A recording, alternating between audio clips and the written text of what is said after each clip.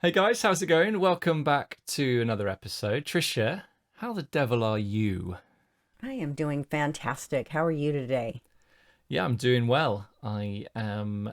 Well, we touched on this in the last episode about reading and about books and getting into Yes. into books, and I've gone back to having a coffee and a read first thing in the morning. And something that I've talked about before about morning routines. You can look at like the 5 Mm-hmm. a.m. Club or the Miracle Morning or something. Books like that will talk about morning routine. So I used to do like 20 minutes exercise, 20 minutes journaling and meditation, and then 20 minutes of reading. Um, yeah, I'm not doing so much of that at the moment. Still doing some meditation, and the reading tends to come at whenever I find some time. But I thought, okay, let's go back to having a coffee and a read at the start of the day. It's a really nice, chilled out start to the day, which is Mm-hmm. on some days is really good. I really enjoy. But sometimes when I'm really busy, I've got loads to do. I'm like, no, I just want to crack on. I just want to get on with the work, and I can read later. But then I don't end up reading because there's always things to be working on. Certainly how I feel. Mm-hmm. So yeah, I think a morning routine is something I'm definitely going to be working on, bringing back probably after Scoop. I feel like it's one of those things. It's like getting through Scoop and then setting some new things up. So I'm coming towards the end of my first 12-week year as well. I know we mentioned that in Yeah. previous episodes. Yeah. So this is actually week 12. We're recording this in the penultimate week of April. So yeah, we're almost at the end of that, and it's been really really good. I was working on business stuff, had business goals, and sort of I would say like health goals, but like physical and mental health. Because Mm. I definitely found that like this third lockdown that we had, that we're just coming out of now in the UK. I found like things were like pretty tough. Like I wanted to see friends, I wanted to see family, I wanted to Mm-hmm. give my nephew a hug. I wanted to, just go and look after him. I wanted to go and see friends and have a beer and stuff like that. But like that's just not being possible. So I wouldn't say struggled, but I was conscious that things weren't quite right. So I Mm-hmm. think, yeah, I think it's I think it's been really, really good. I think I made sure that I've done exercise, got outside, seen the sun when it sometimes pops its head out in the UK like twice a year, stuff like that. But yeah, drinking lots of water, eating really, really good food, and yeah, just sort of getting on top of that. Again, like that's it's been really, really important. Have you been vaccinated yet? No, I'm way too young for that, Trisha. I Mm. don't think they're even in the age group above me yet in the UK. Really? Yeah, so I'm So it's very yeah, interesting still because waiting. over here, at least in my state, they're at 16 and up. Oh, really? They have been for a Wow. little while, as far as I understand it. Yeah. So No, they we're still on the over 50s have been wow. done. So they're not Oh, even in the 40s to 49 yet. So what's that's your what's the population of the UK overall? I always get this wrong. So I once thought it was 65 million, but then Hmm. I thought that maybe that's England and the UK is 85 million or something like that. So what I'm going to do is put in population UK so that okay, no, it is 66.65 million. So So my you were estimate close. of 85 million for the whole of the UK was way too much. Well, But but no, when you said 66 point 65, yeah. huh, that's interesting because I just would have thought with that population size, you guys would have been cracking along and would have been way ahead of where we're at. And our rollout has been fraught with all sorts of difficulties and Well, problems. And we've vaccinated more than 50% of all adults though. Have you done that? oh God, no.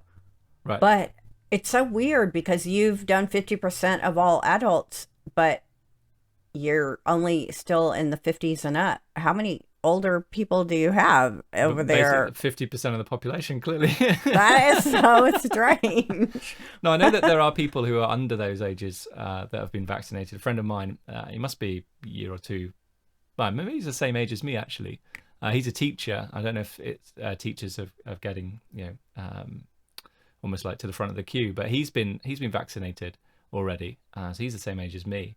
But my sister, like she's in the older age group. She's not been vaccinated yet. Um, so yeah, still waiting. I know that like some people with health issues, like previous, existing conditions, will sometimes be offered the vaccine. I guess I'm just too young and too healthy. You're too virile right now. That's the situation. That wouldn't be the word I would use for this context, but okay. Well, I was just going to say that, once you get vaccinated, then of course you'll have more freedom, Yeah, right? absolutely, yeah. But going back to your 12-week year, so since the 12-week it's ending, so are you going to take planning time to do like the next 12 weeks? Yeah, so I'm planning to start the next 12 weeks on the 3rd of May. So that gives me, I don't know, 5 days or something at the end of the month to reflect, decompress, and work out, what went well, what could be better, I could do better next time.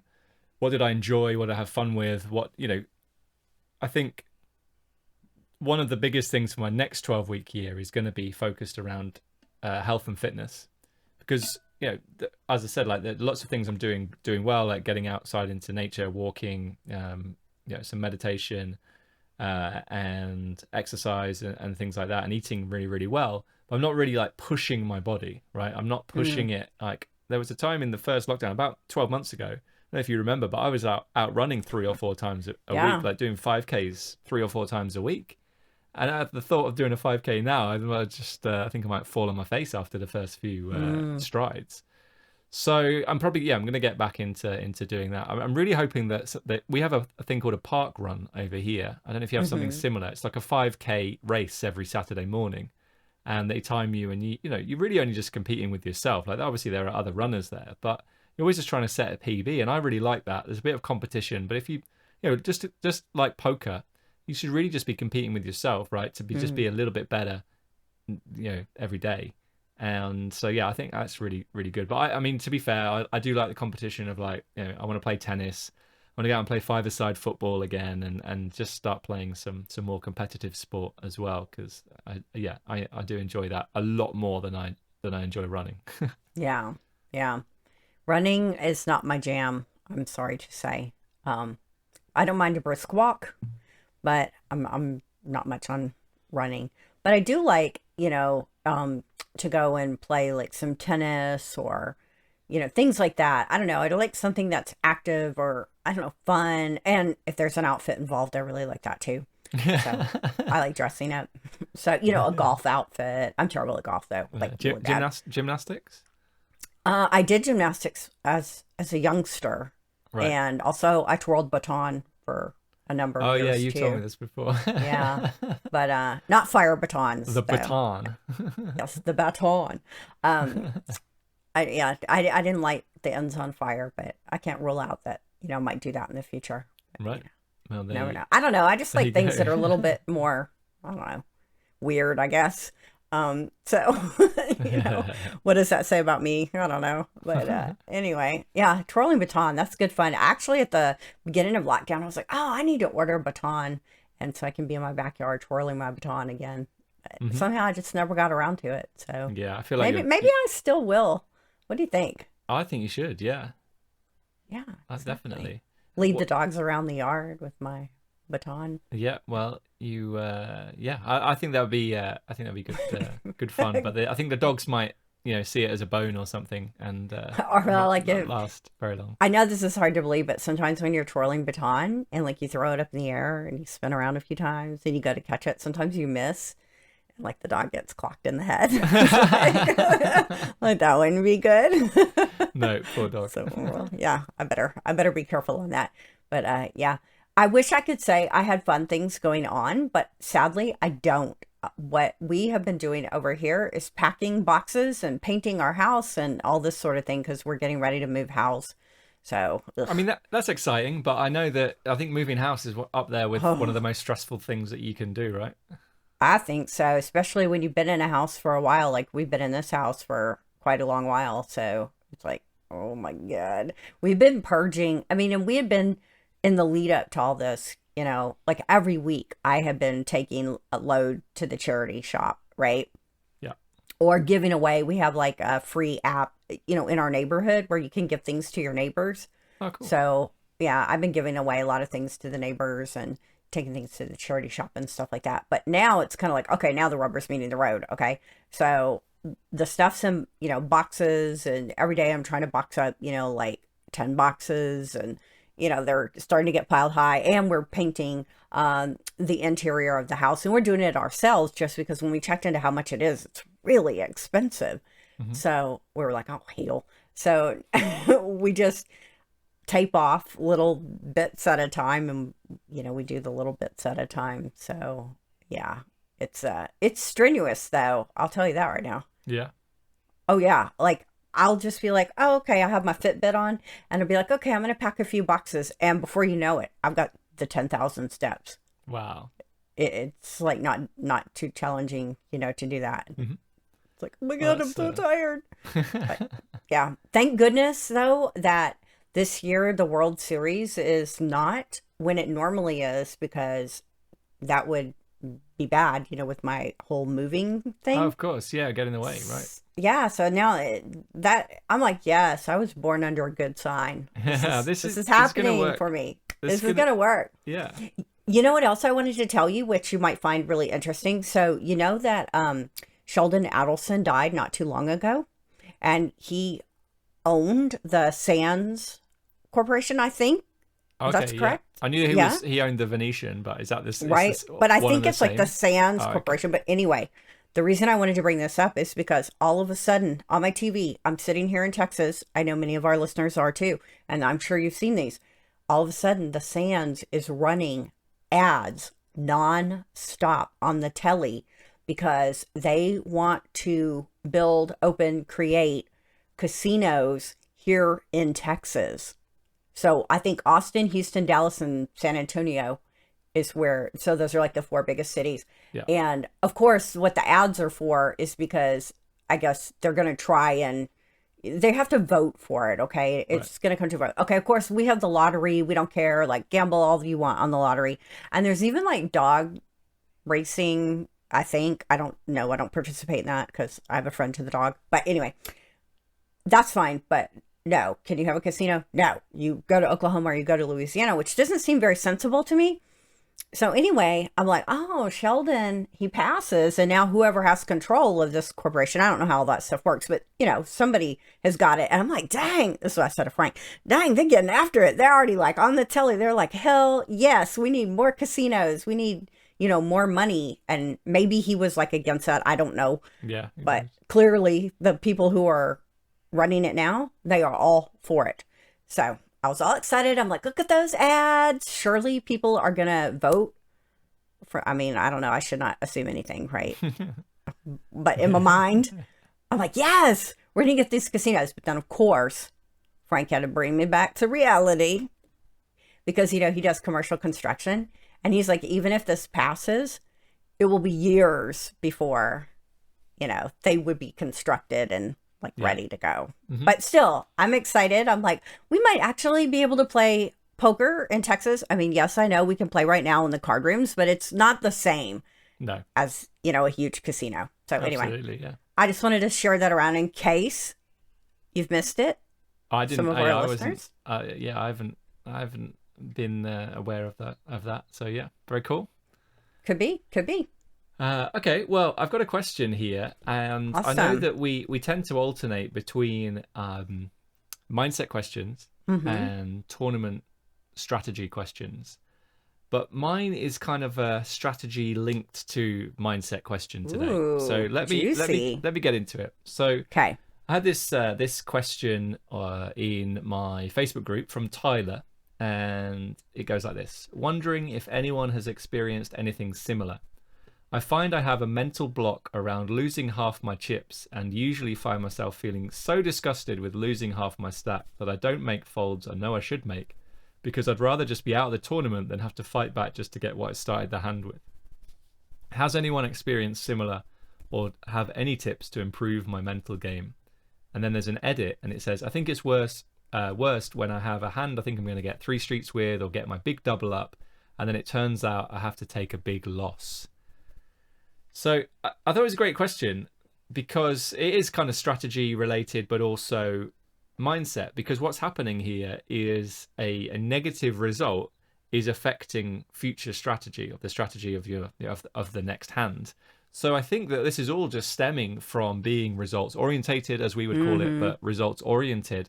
If you're in North America, and I'm not sure how Mm-hmm. they say it in Australia and other places, but we say results orientated, and yeah. So I think that's the first thing that I would start to address, because the thing is, I mean, what really struck me was the edit here. When he thinks he's going to get three streets with the hand or get a big double up. Like, I don't think I ever think, oh, this is it. I flopped a set. I'm getting a double up here 100% of the time. Like, no, Mm-mm. you flop a set, and it's just part of your range. Like, you then just have to decide what's the most profitable way to play this hand in the long run. Mm-hmm. And sometimes you're going to lose, right? So no hand. I mean, there are some hands you can flop where you are unbeatable, but most But it's like not most very hands, many. yeah, exactly. Most Yeah. hands you're not a lock to win. So you should never like this. I think we might have talked about this on previous, yeah, maybe the last episode. We're talking about being present and making sure that you're focused on Yeah. the decision, not thinking about the future where you potentially can win, get a double up or three sheets of value. I think like sometimes you look down, like let's say you're playing online, or even if you're playing live as well, and you look down at aces and you get this little flutter inside, and you're like, oh, here we go, this is it, we're gonna get a double up, we're gonna Come win a to massive pot. mama. But yeah, I mean, if you can suppress that'd be quite good, because then you Yeah. actually focus on making the right decisions rather than, well, I'm probably going to get a double up here. I put the emphasis in the wrong place there. But Obviously, I Gareth, mean emphasis. even if I do get the aces or I flop the set, and maybe I win the hand, but this doesn't mean I'm getting a double up. They have to have something Yeah, good enough exactly. that Yeah. they're willing to like pile in the money, right? Yeah, and I So, wonder as well, like when you think you've got a strong hand, you're just like, oh, I'm going to get a double up, but then I end up losing. You got to make sure that you're considering all of the things yeah. that are going on, not just like, oh, I've got a strong hand here, so I'm going to wager all of my chips. Because let's say you have a set, but it's four to a flush, four to a straight, Yeah. Or the board like is like 8, 9, 10, right? And you have pocket jack. eights, right? And you're like, come on, let's put some more in. Like, Yeah. that's probably not going to go well. No, exactly. Yeah. So yeah, I don't think you should ever like go into a hand like, oh, this is a hand. I'm probably gonna win. Win a huge pot here. You got to like. I think this is why I think it's mindset and strategy. Mm-hmm. Because mindset is clouding your judgment and affecting decision making and logical thought process. For me, when I open a hand, aces is just a part of my opening range, Right. of which I will make the most EV on a whole variety of different boards. But there will be some boards when I do not win, or when I have to fold, or just lose a massive pot. So like it's just part of my range, right? So therefore, I think you've got to start thinking in terms of ranges rather than, oh, I flopped a set, or got two pair, I've got an overpair here. Like, think about how you're playing your whole range, and not kind of sort of get swept up in the potential result, where you think you're going to get double up, or you think you're going to get three streets of value, because yeah, you just never know. Like boards can run out funny and stuff like Oh, that. yeah. So yeah, I don't know if you've got any other thoughts, Tricia. Well, I had several thoughts. When he said, oh, he's got a mental block around losing 50%. Well, what if you lose 49%? Then does the block not, get triggered? You know what I mean? Like, there's something so Imagine it's the arbitrary. same. Yeah, I know what you mean. Yeah, But you know what I losing mean? like more than half your stack. Yeah, yeah, I get it. Yeah, And then, so that kind of tickled me a little bit. But then the other thing is, I think you're not looking at the fact that, let's say you lose 50% of your stack, and he's, to me, it's like his attitude is sort of, based off what he sent in, just F it, right? yeah, I'd rather just lose and get out of here. I either want to double it up immediately or just lose and get out of here. But, and you can speak more effectively to this, but that stack, that 50% that you have left, has equity. It's worth something, yeah, exactly. Yeah. So would you just, I don't know, would you just light $100 bill on fire because you were upset that it wasn't $1,000 bill or whatever? You know Well, it what I depends how mean? much money I had in the bank, Tricia.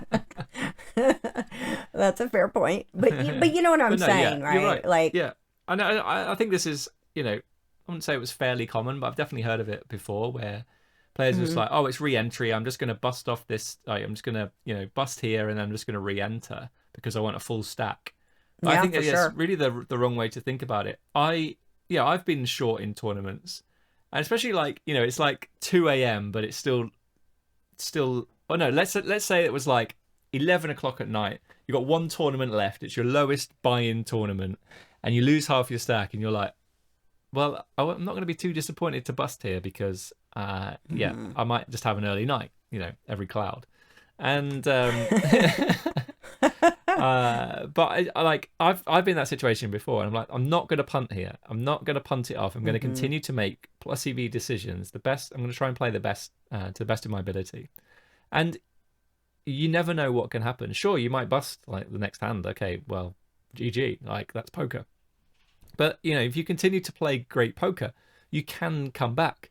I was railing a member of my group yesterday who lost a huge all in, kings against tens on the final Mm. table bubble of a $22 scoop with like 10 left and 10 on the flop. And he ends up with like two or three big blinds. And long story short, so it's like 10 left and he's got three bigs. He ends up finishing eighth, right? Which, you know, is there. Obviously he won a few all ins, and that's that requires him to come on the positive side of variance. But like, you should never give up. Like, regardless of how many chips you have, if you lose half your stack, so what? Like, just continue to make great decisions. You can still win a tournament from that position for sure. So I think it's going back to like feeling disgusted about losing half of your stack. Again, it's based on results. Or I guess as well, like if you feel like you've made a poor decision, right? You played poorly, and that's why you're disgusted. Well, that's past you, right? That shouldn't be affecting the future you. And I know it's like easy for me to say, and I'm sure I've made blunders before in tournaments and been really, really hacked off, and Yeah. it's affected my decision making on on other tables or even in that tournament. So like I'm not like preaching that I'm perfect, but the goal should be to be able to make blunders and go, "Oh, I don't think that was very good, but then now I'm going to pull it back and make sure that I continue to make great decisions." I think the key lies in having clarity on why you're playing these games, and what you hope for, so that is, I'm not talking about being results oriented, but I'm talking about being, process oriented because I have, some outcome in mind, Yeah. bigger than just like winning this tournament, right? And so to me, if you just got a ton of money and you're just messing about, then hey, you can do the strategy that Tyler has somehow invented for himself. Hmm. But if you have goals and you want to get better and you want to improve and you want to become profitable and make money, and all those sorts of things, then I would say you got to get rid of this. Like when he first started playing, he may not have had this. But Hmm. then I don't know, maybe something happened. He lost half his stack. He got triggered. And what I think he's doing is I think he's got a very high level of frustration and tension. And so what he's doing is in order to get rid of that, he's like, "Oh, well, I'll just bust." Yeah. And he's busting, and it does relieve the frustration and the tension that he felt in the moment, but then it brings on a lot of other negative things, because I'm sure afterwards he feels bad about it and he's like, "Oh, why did I do that?" Or that was not good, or whatever, and then he's kind of beating himself up for that. You have to realize that when you play poker, you are gambling, you are wagering, and you are going to lose a lot of the time. And especially, when you're playing in tournament poker, as we've said many, many times on this show. Yeah. And when you lose, I hate to tell you this, I know this is not what you want to hear from your mindset coach, but I have to say it. When you lose, it sucks. It's going to hurt. most of the time. I mean, there are a few people who are like robots and whatever, but that's the exception. That is not the norm. The norm is you're going to be upset. You're going to be angry. You're going to be frustrated. You're going to feel bad. Like, it sucks to lose, right? That is not what we get rid of, right? That is not the aim of mental game coaching.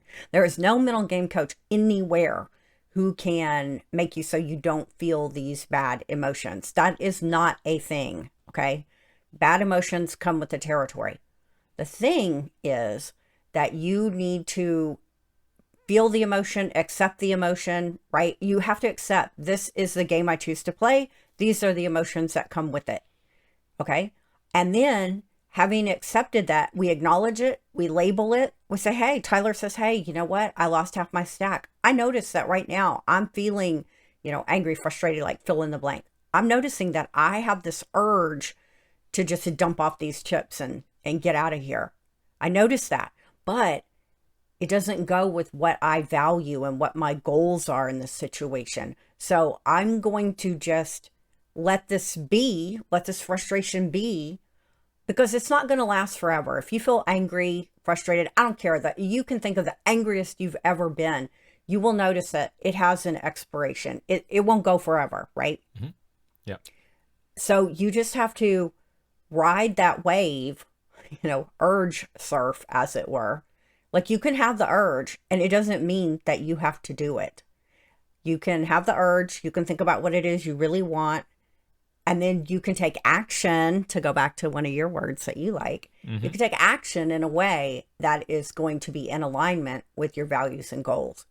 And that right there, that is the secret to poker and to mindset. There you go.